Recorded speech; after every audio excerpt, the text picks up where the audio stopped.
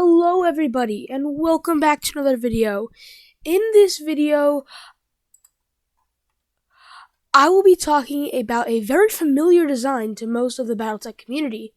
With its long-range fire and close-in punch, it's a trooper through and through. I'm talking about, of course, Korean Enterprises' Centurion. A medium mech introduced in 2801 to complement the trebuchet battle mech, the Centurion was known for its slow and steady advances and competent raiding skills. Unfortunately, the autocannon's loading system was also the source of most of the mech's technical troubles, requiring a lengthy repair cycle than other systems. This problem was only worsened in 2845 amid the Second Succession War. Korean Enterprises' Ramen 2 production lines were destroyed. The company was able to maintain limited production of spare parts from other sites for the next 150 years to keep the design alive, but increasing rarity of parts for the autocannon often required its replacement with different weapons to the point where the armed forces of the Federated Sons was leaning towards changing out the design for the Enforcer. Due to increased interest, Korean eventually licensed Jallister Aerospace on Panpor, I think I'm saying that right, to build the original CN9A models in 3047, while the improved CN9D was unveiled in 3049. The Centurion is an exquisite showcase of a 50-ton medium mech, costing about 3.5 million C-bills and 772 battle value. The Centurion has a top speed of 64 kilometers an hour, which translates to 6 movement points in the tabletop game. For protection, it carries 8.5 tons of standard armor. The Centurion has an impressive display of weapons, carrying 2 Photech 806C medium lasers, one facing the rear. It also bolsters a Luxor 3R LRM with 10 tubes and 2 tons of reloads. The Centurion also carries a Luxor D-Series autocannon 10 with 2 tons of ammo.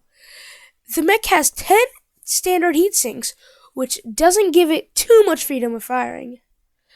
There are a couple different variants for the Centurion, but I will only be going over 3 of them. The CN9H, developed by Franz Zimmermann at the Marion Hegemony's first production plant in 3077, use primitive technology, though the larger primitive engine don't provide as much protection. Takes up more room than Succession Wars era model, and the 9 tons of primitive armor don't quite provide as much protection as the CN9A model. Can't get that right. The LB-10X AC and quintet of RL-10s provide excellent firepower. A single medium laser rounds the armament. Marion Arms Incorporated and the Alfred Training Corporation are apparently using this primitive line to boost the Hegemony's technological base. The CN9AL was an attempt to reduce ammunition dependency of the mech. First fielded in 2915, it achieves this by replacing the AC-10 with an Angst large laser. ANGST Angst large laser and small lasers in the right arm.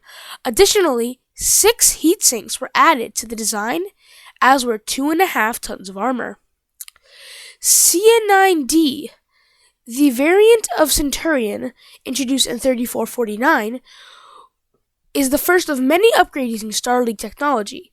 The power plant was changed from standard engine to GM300 extra light engine, increasing its maximum speed to 92 kilometers an hour. Finally, the weapons were upgraded, with the AC-10 swapped out for a Mydron XL LB-10X AC and an Artemis 4 fire control system was added to the LRM-10 launcher. The two medium lasers were retained, although whether the rear-facing laser has been switched to the facing forward is a matter of the pilot preference. The Yen-Lo-Wang is another variant that I will go over in a different video. This is basically the design for the Yen-Lo-Wang.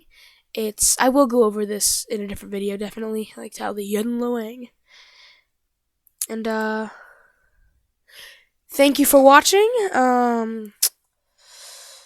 Don't be average, be amazing, guys, and like and subscribe, and I'll catch you in the comment sections. Also, thank you to Sarna for basically copy and pasting. Not really, I am paraphrasing a little, but thanks for Sarna for my sources, and yeah.